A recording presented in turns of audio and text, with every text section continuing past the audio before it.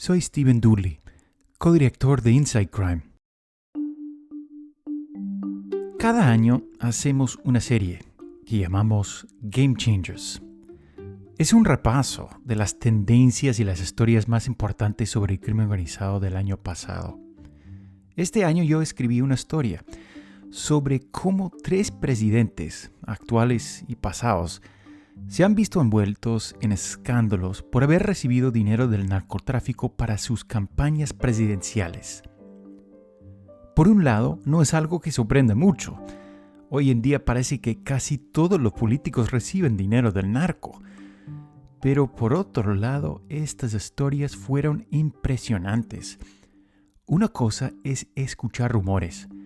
Otra cosa muy distinta es ver investigaciones oficiales, documentos, operaciones encubiertas para conseguir colaboradores, videos que muestran reuniones secretas entre narcotraficantes y políticos, e incluso confesiones sobre estas contribuciones ilegales. Eso es lo que hizo que esta historia fuera material para Game Changers. Así que aquí está mi historia para Game Changers 2024.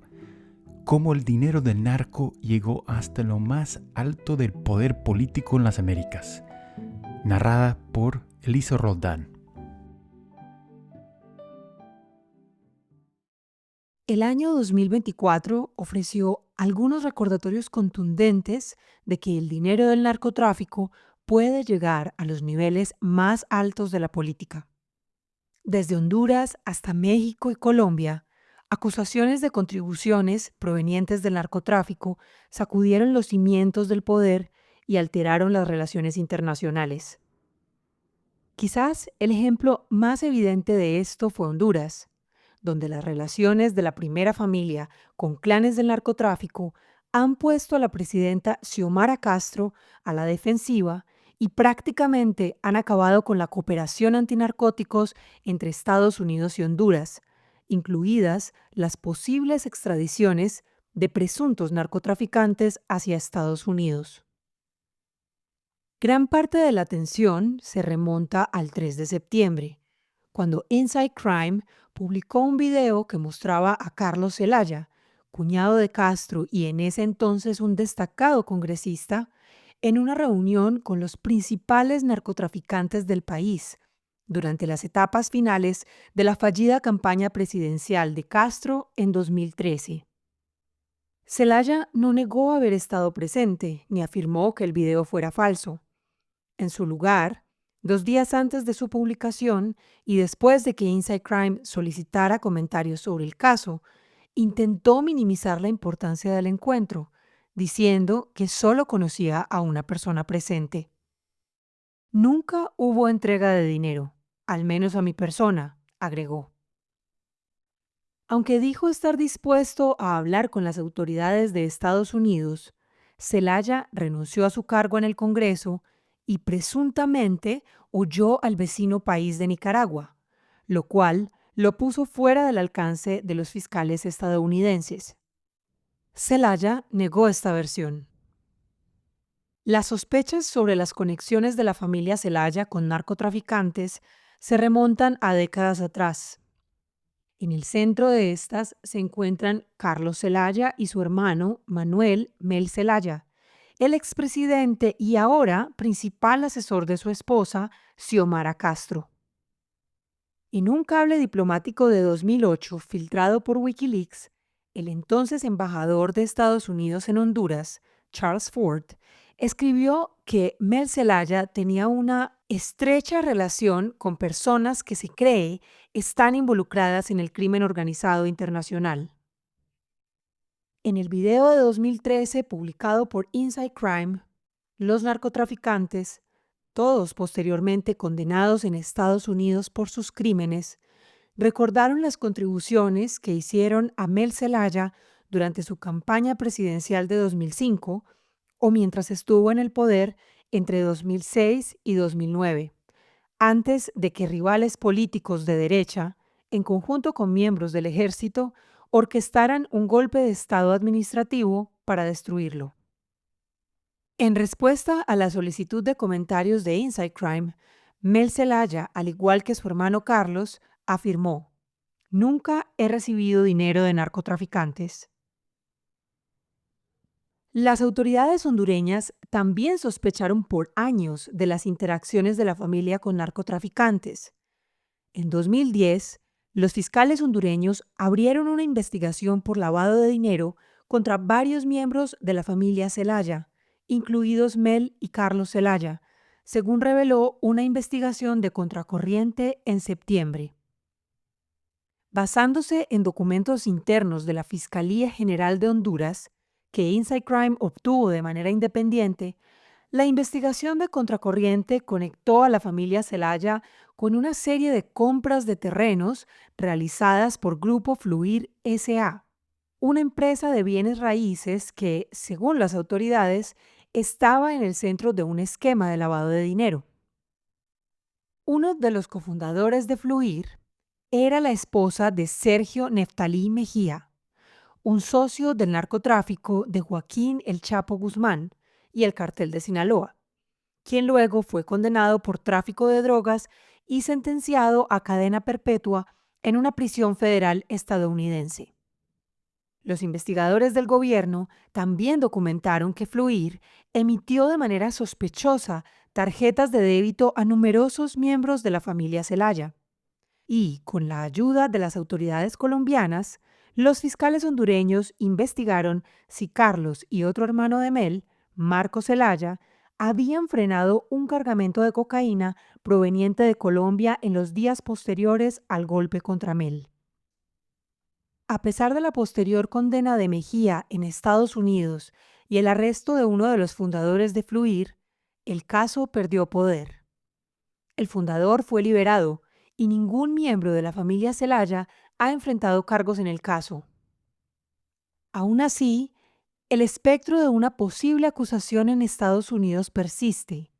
En los días previos a la publicación del video por parte de Inside Crime, la presidenta Castro declaró abruptamente que detendría las extradiciones desde Honduras. Y tras la divulgación del video, Castro respondió de manera contundente a las revelaciones. En ambos casos, culpó al gobierno estadounidense.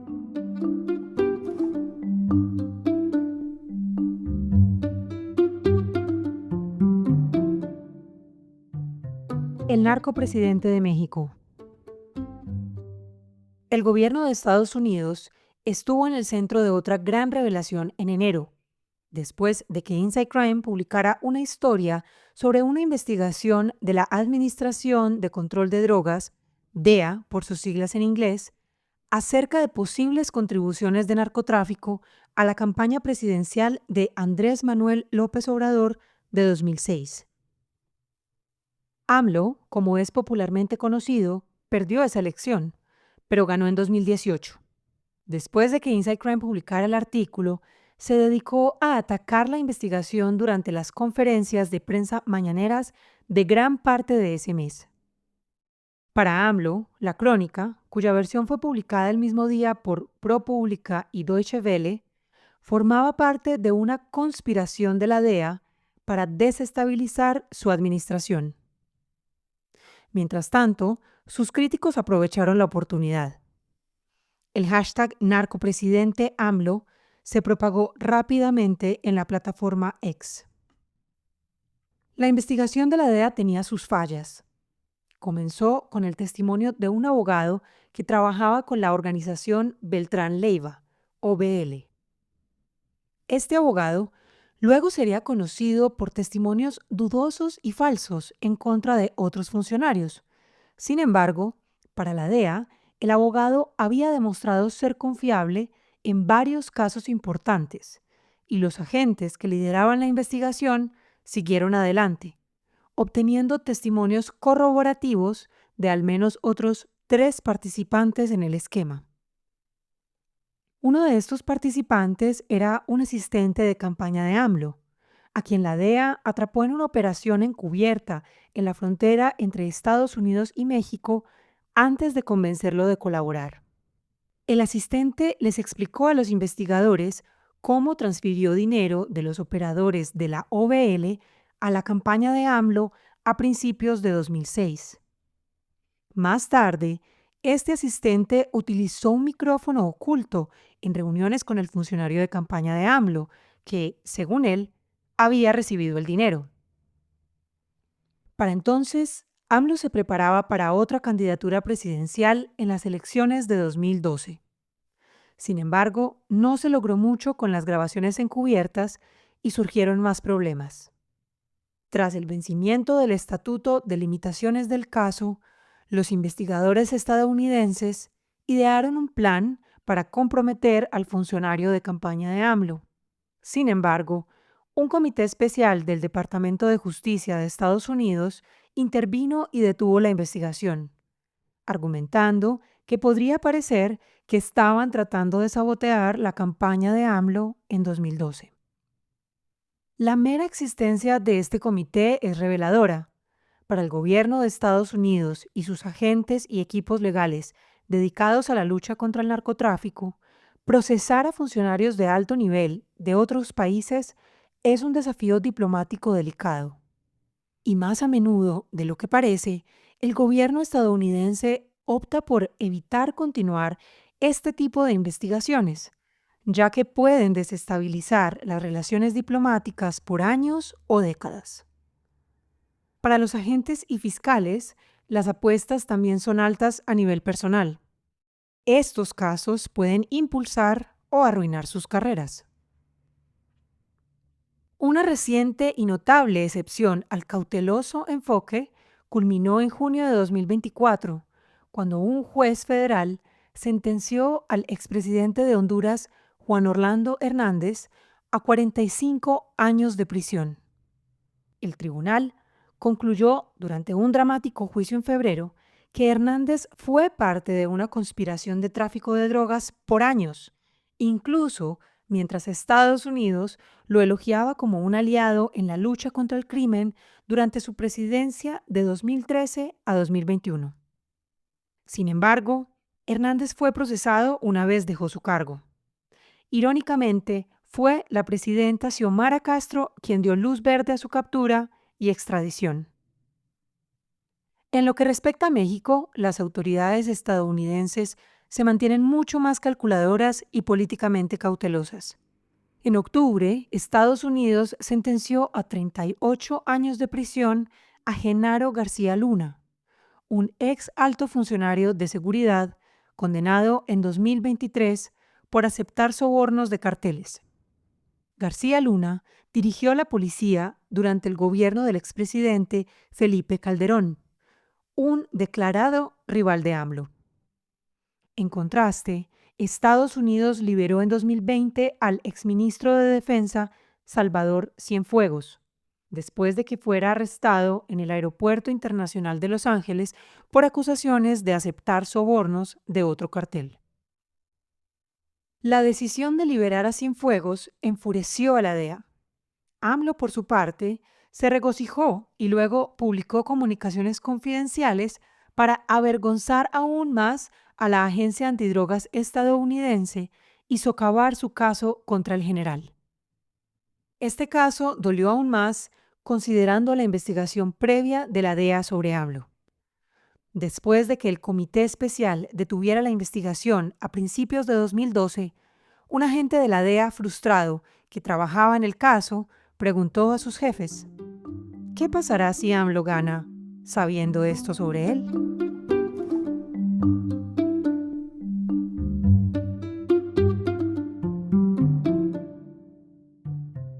El petroescándalo en Colombia.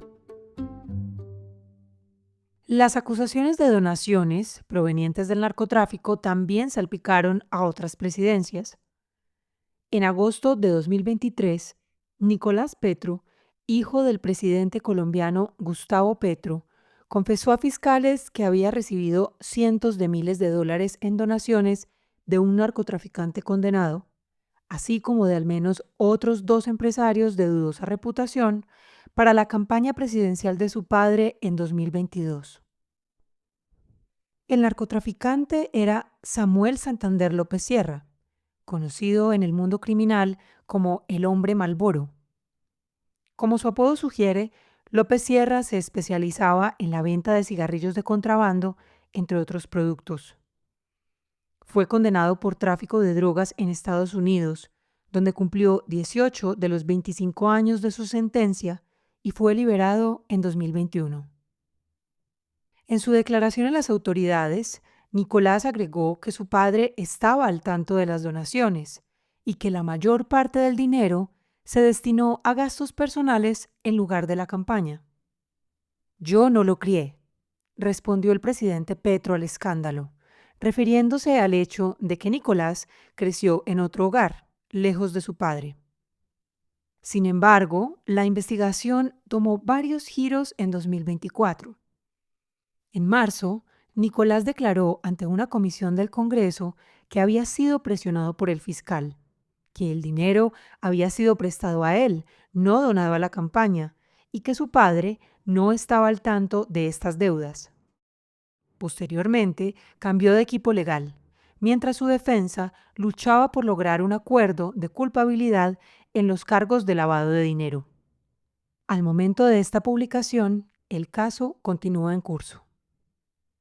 Mientras tanto, la oposición colombiana ha aprovechado el escándalo, bautizado en la plataforma X como Petroescándalo, entre otros nombres, para atacar la agenda doméstica e internacional del presidente, y pueden haber debilitado su capacidad para impulsar lo que Petro ha denominado paz total, el arduo esfuerzo por controlar los diversos grupos criminales que operan en Colombia. En abril, el Departamento de Estado de Estados Unidos también mencionó el escándalo en su informe global anual sobre derechos humanos, lo que tensó aún más las relaciones bilaterales entre ambos países. Para Estados Unidos, esto debe haber sido como un déjà vu. En 1995, Estados Unidos revocó la visa del entonces presidente colombiano Ernesto Samper, después de que su campaña de 1994 aceptara más de $6 millones del Cartel de Cali.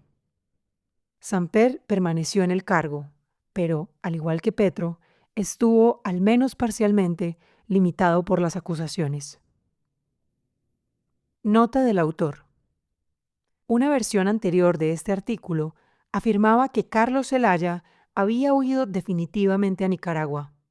Un funcionario del gobierno negó enérgicamente esta versión. Esto fue Game Changers 2024. Cómo el dinero del narco llegó hasta lo más alto del poder político en las Américas. Escrita por Stephen Dudley, publicada el 3 de enero de 2025 y leída por mí, Elisa Roldán.